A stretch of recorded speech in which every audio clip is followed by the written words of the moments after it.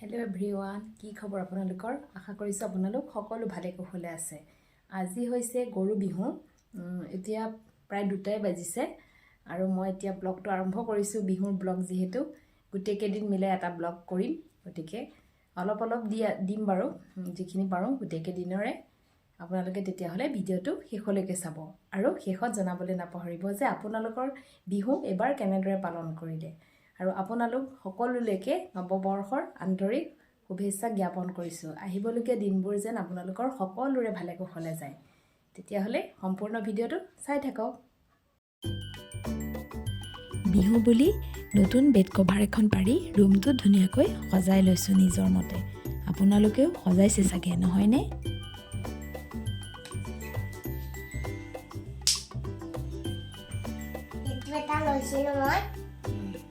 और एक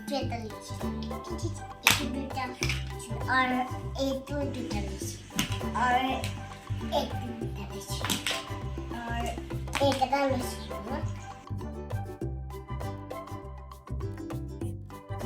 hello' everyone, কি খবৰ আপোনালোকৰ? আশা কৰিছোঁ আপোনালোক সকলো ভালে কুশলে আছে। আজি হৈছে মানুহৰ বিহু, অৰ্থাৎ ৰঙালী বিহু। আজি 1 তাৰিখ আৰু আপোনালোক সকলোলৈকে ৰঙালী বিহু বহুত শুভকামনা জ্ঞাপন কৰিছোঁ। আহিবলগীয়া দিনবোৰ যাতে আপোনালোকৰ সুখেৰে ভৰি পৰে আৰু সকলোৰে জীৱনবোৰ যাতে ৰঙীন হৈ উঠে। আজি এতিয়া ৰাতিপুৱা গা পা ধুই আজৰি হৈছোঁ। এতিয়া আমি ডাঙৰ দেউতা মাহঁতক আৰু ডাঙৰ বৰমা তেওঁলোকক সেৱা কৰি আহোঁগৈ। তেনেহ'লে আজিৰ দিনটো আৰু বিহু বুলিনো কি কৰিছোঁ অলপ আপোনালোকক গোটেইকেইটাৰে আচলতে মই অলপ ভিডিঅ' কৰি ৰাখিছিলোঁ, গোটেইকেইটা মিলাই দিম যিহেতু। গতিকে সম্পূৰ্ণ ব্লগটো চাই থাকিব আৰু কমেণ্ট কৰিবলৈ নাপাহৰিব যে আপোনালোকৰ ফালে বিহু কেনেদৰে পালন কৰিছে। এয়া আমাৰ এতিয়া ছোৱালীয়ে গা চা ধুই আহি গ'ল। এতিয়া আমি দেউতা মাহঁতক সকলোকে সেৱা কৰি আহোঁগৈ ন, ককাহঁতক। তেনেহ'লে চাই থাকক। সকলোকে সেৱা কৰি আহি সকলোৰে কাৰণে আচলতে চাহ বনালোঁ। এয়া মোৰ বিহুত এইবাৰ কৰা পিঠা। আচলতে ঘৰত গৈ মাৰ সৈতে বনাইছিলোঁ। মই খালি নাৰিকলৰ লাডু আৰু বৰপিঠাকেইটাহে ঘৰত বনাইছোঁ। বাকীখিনি গৈ ঘৰৰ মাৰ লগতে বনাইছোঁ। জলপানখিনি পিছে ভিডিঅ' কৰা নহ'ল, পিঠাখিনি আপোনালোকক দেখুৱাই দিছোঁ এবাৰ।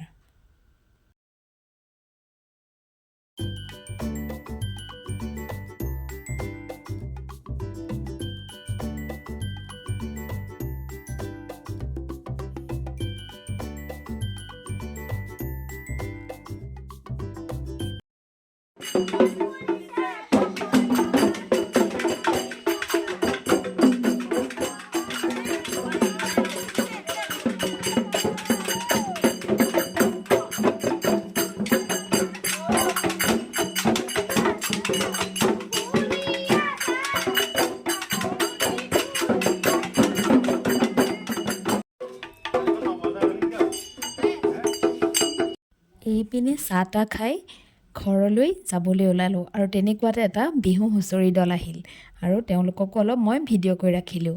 আৰু এয়া ঘৰ আহি পেলাই মাহীয়েকহঁতে ছোৱালীক একেবাৰে সাজি কাচি উলিয়াই দিলে। আৰু তাই বিহু বুলি যিহেতু বুজি পোৱা হৈছে আৰু এবাৰ, সেইকাৰণে তাই এবাৰ ধুনীয়াকৈ নাচিবও পাৰিছে অলপ। আৰু মাহীয়েকে উলিয়াই দিছে, তাই ৰীল 2টামানো বনাই লৈছে আৰু ধুনীয়াকৈ নাচিলেও।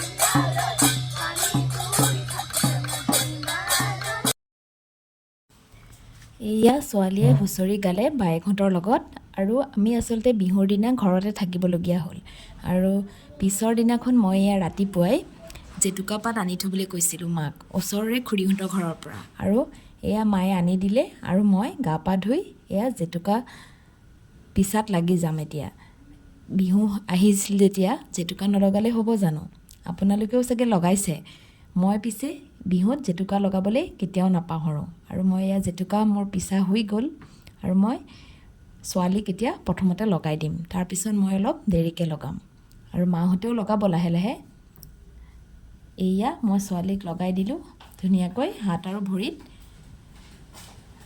তাই পিছে অলপ সময়হে ৰাখিলে আৰু ধুনীয়াকৈ ৰং উঠিল বাৰু জেতুকাৰ আৰু অলপ সময় থোৱাহেঁতেন আৰু বেছিকৈ ৰং ধৰিলেহেঁতেন তাইৰ পিছে যিহেতু ইমান ধৈৰ্য নাথাকে সৰু ল'ৰা ছোৱালীৰ সেইকাৰণে অলপ সময় লগালে আৰু চাওকচোন কেনেকুৱা ৰং আহিল ন তাইৰ হাতত আৰু এইপিনে চেৰা বিহুৰ দিনা মায়ে কি যে বনোৱা নাই নহয় গোটেইবিলাক চব্জি একেবাৰে 108 বিধ শাক যিহেতু খাব লাগে আমাৰ এইফালে আপোনালোকেও খাই চাগে সকলোৱে আৰু এয়া আজি মা আৰু ভণ্টিহঁতে মিলি দুপৰীয়াৰ ভাত সাজ বনাইছে আৰু এয়া ছোৱালীক এতিয়া মই জেতুকা এৰুৱাই গাটো ধুৱাই আনিলোঁ এয়া তাই ধুনীয়াকৈ ভৰি আৰু হাতত ৰং ধৰিছে জেতুকাৰ তাই খুব ফূৰ্তি পাইছে আচলতে জেতুকা লগাই আৰু তাইক মই এতিয়া ভাতকেইটা জলদি খুৱাই লওঁ